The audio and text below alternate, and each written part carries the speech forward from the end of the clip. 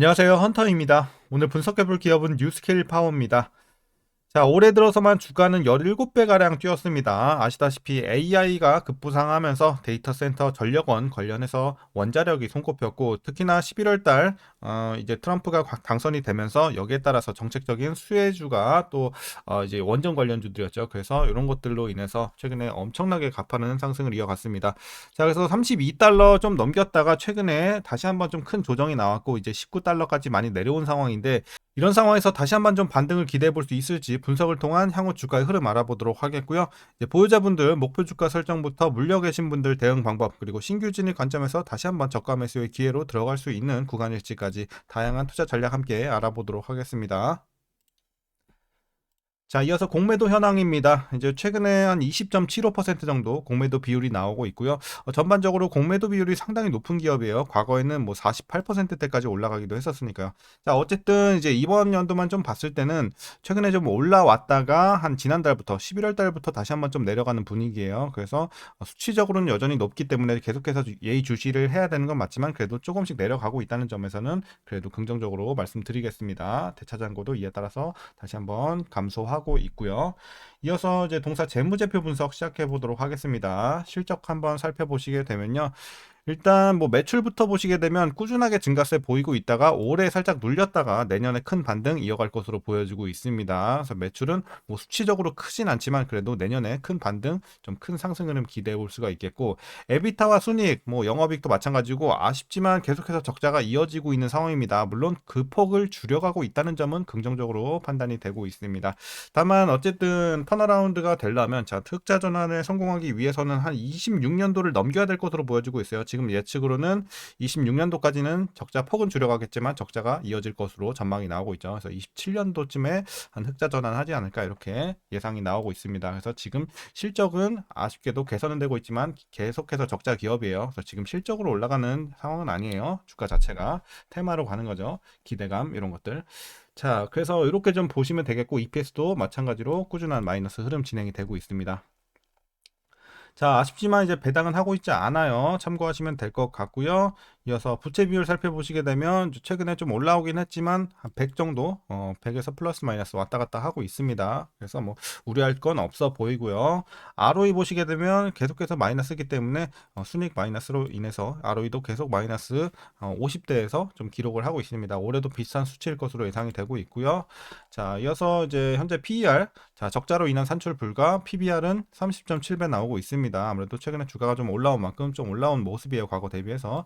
자, 그래서 현재 주가 밸류에이션 상황은요. 지금이 이제 주가가 좀 많이 떨어지긴 했어도 여전히 고평가로 보고 있습니다. 물론 이제 과거 여기까지 올라갔을 때 상당한 고평가였고 지금도 여전히 약간의 고평가다. 약간 비싼 구간이다. 실적 대비해서는 이렇게 말씀드리도록 하겠습니다. 자, 이어서 동사 관련 이슈 한번 살펴보도록 하겠습니다.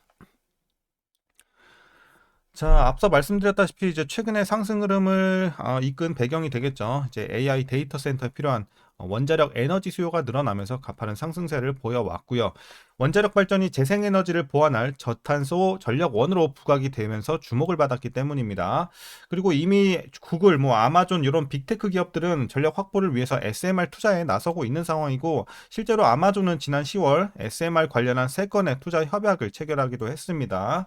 자, 다만 원자력 에너지 특성상 발전 용량을 늘리는데 오랜 시간이 필요하고요. 우라늄 공급망 차질 가능성 등 이런 문제까지 고려해 본다면 단기간에 큰 폭의 성장은 쉽지 않을 것으로 보여집니다. 그리고 소형 모듈 원전은 기술이 여전히 개발 단계에 있기 때문에 2030년 이전까지는 큰 의미가 없는 기술이 될 수가 있겠고요. 다만 중장기 성장 가능성은 굉장히 좀 크게 보고 있다, 긍정적으로 보고 있다 이렇게 말씀드리겠습니다. 그래서 시간이 좀 관건이 될 것 같아요. 실적도 마찬가지죠. 아까 말씀드렸다시피 적자에서 흑자 전환하기 위해서는 시간이 그만큼 많이 필요할 것으로 보여집니다. 자, 그리고 이어서 트럼프 정부는 원자력 에너지 분야에 유리한 정책을 펼칠 것으로 예상이 되면서 이제 원자력 관련주들이 수혜주로 꼽혔었고요. 빅테크 기업들의 관련 분야 투자도 앞으로 더 활발해질 것으로 보여집니다. 이런 점은 긍정적으로 보여집니다. 그래서 참고적으로 더 말씀을 드리자면, 이제 트럼프는 대통령 취임 첫 해인 2017년 보글 3, 4호기 건설 자금을 지원한 데 이어서 원자력 발전에 대한 지지 입장을 지속적으로 밝혀왔습니다. 그리고 SMR 부지 선정, 국가 원자로 혁신센터 설립 등 SMR 정책에도 적극적이었고, 선거 공약을 담은 공약 패키지인 아젠다 47에도 기존 원전 이용 확대, 선진 이 원자력 개발 등의 내용이 탑재가 되어 있습니다. 그래서 이런 것들을 이제 향후에 트럼프 정부에서 기대를 해볼 수가 있는 상황이고요. 이어서 뉴스케일 파워는 미국 에너지부의 지원을 받아서 SMR을 개발 중에 있고, 뉴스케일 파워의 SMR은 한 기당 76메가와트의 원자로 모듈을 최대 12대 설치를 해서 총 924메가와트의 전력을 생산할 수 있습니다. 그리고 현재 미국 원자력 규제 위원회의 설계 인증 절차를 진행 중에 있고요. 내년 중으로 승인을 얻을 것으로 예상이 되고 있습니다. 자, 참고하시면 되겠고, 이어서 국제 원자력 기구는 세계 SMR 시장이 2035년 630조 원까지 커질 것으로 전망이 되고 있습니다. 이제 업계에서는 2040년이면 1000조 원까지 이를 것으로 예상이 되고 있어서 향후에 굉장히 좀 초장기적인 관점에서 미래가 좀 밝은 상황이다라고 말씀드리도록 하겠고요. 이제 마지막 이슈입니다. 뉴스케일 파워는 최대 2억 달러 규모로 공모를 진행할 예정입니다. 조달한 자금은 연구 개발 비용, 운영 자본 등 일반적인 기업 목적으로 사용할 계획이고요.